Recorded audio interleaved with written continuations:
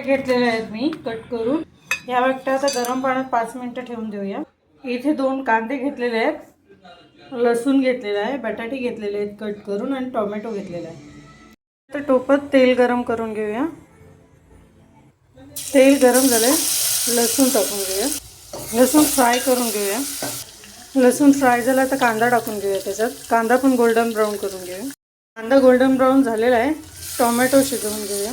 Tomato नरम होत आहेत तोपर्यंत इथे मसाले टाकून घेऊ. गरम मसाला टाकू, हळद, चवीपुरतं मीठ, तिखट मसाला टाकलेला आहे. आता हे पूर्ण मिक्स करून तेल सुटेपर्यंत भाजून घेऊया. मसाल्याला तेल सुटलेलं आहे.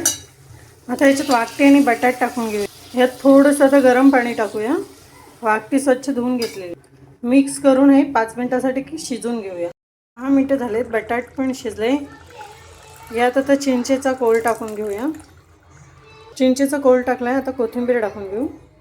आता चिंचेचा कोळ आणि कोथिंबीर टाकून मिक्स करून घेऊया आणि 2-3 मिनिटं परत उकळी काढून घेऊया. मिनिटं झालेली आहेत आणि हा वाकटीचा रस्सा पण आपला रेडी आहे. तुम्हाला जशी कन्सिस्टन्सी पाहिजे तुम्ही तसं ठेवा.